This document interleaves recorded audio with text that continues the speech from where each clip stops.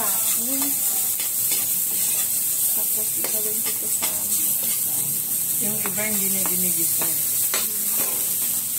Guys, gawa daw kami ng ginataang santol. Ayan guys. Halo-halo, halo-halo. Diba? Pag sa probinsya kayo guys, huwag nyo na itatapon yung santol.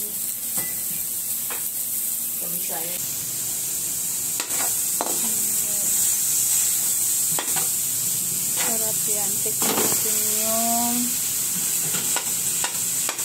santol na ginataan. Shredded siya guys. Babad sa tubig na may asin. Maligam-gam na tubig para hindi siya iitin. Diba? Para lang siyang dabong.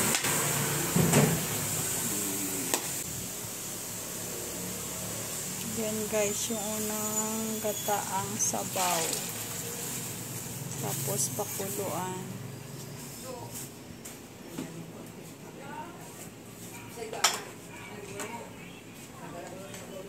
Pamintang powder. Yan.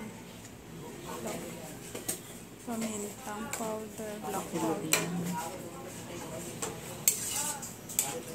Tapos halo-halo, halo-halo, pakuluin.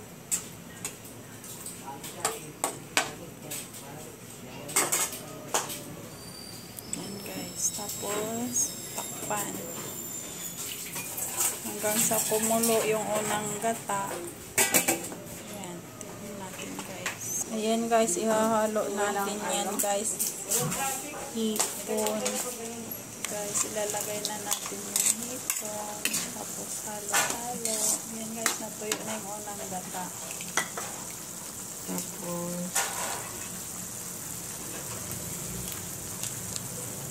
Tapos guys. Lagyan natin ng Nor cubes, a bit shrimp. Ayan. Sa mga Bisaya po dyan, ganito po pagluto ng santol na ginataan. Saan ka ito natuto ka? Natuto yung aking pinsan sa taga Bicol. Santol na may gata. Tapos may lalagay yung kakang gata. Tapos Takpan ulit. Tapos guys, second round yung ating gata. Yung first, yan guys, pinaka-ano na yan guys. Kakang gata ang tawag yan. Kakang gata daw yan guys. Sa mga Bisaya, yung pinakaunang gigata, pinakaunang gikuanan. Tapos siligrin. Yun, may siligrin guys. Mas masarap ang siling pula. Natuto yung aking pinsan sa taga Bicol. Ginataang santol. Langga, Che.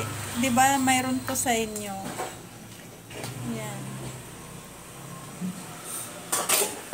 Yan, takpan na guys. Antayin na lang po natin. Medyo patuyo-tuyuin yung gata hanggang magiging oily siya. Lalabas ng lana. Yan guys, lagyan ng siling pula. Halo-haloin mo para hindi dumikit. Halo-halo para hindi siya didikit sa puwet. Umpisa nang nangangama yung gata guys. Tapos tikman mo kung tama yung timpla. diba? Sarap. Sarap talaga yan mamaya guys kasi ang anghang niyang ano niya no. Kulang. Lagyan mo ng patis. Yan. Pag kulang yung asin guys, patis na lang. Patis. Ito guys, patis. Dato puti, patis. Tansya lang. Ayan. Na hindi umalat. Patis yan guys.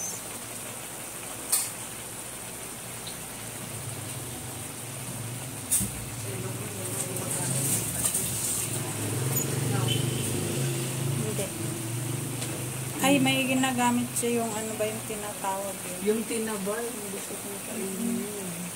Di ba yung tinabal hindi maalat? Siyang lapot, yung gata.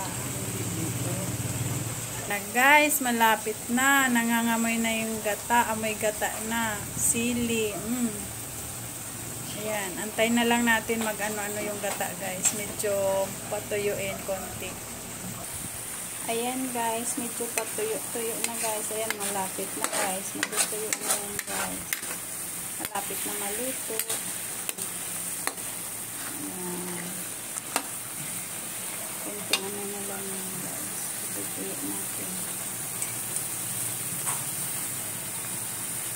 Ito. Ako bumili dyan nga. Mahirap bumili sa mga karito. Yan, lumabas yan mantika. Ayan guys. Lumabas na yung lana-lana. Mantika na yan guys. Ayan. Ginataang santol. Hindi po. Santol po. Okay na yan. Pwede na yung kainin.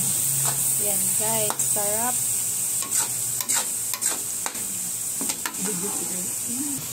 Ayan guys. Diba? Sarap mamuhay ng ganito.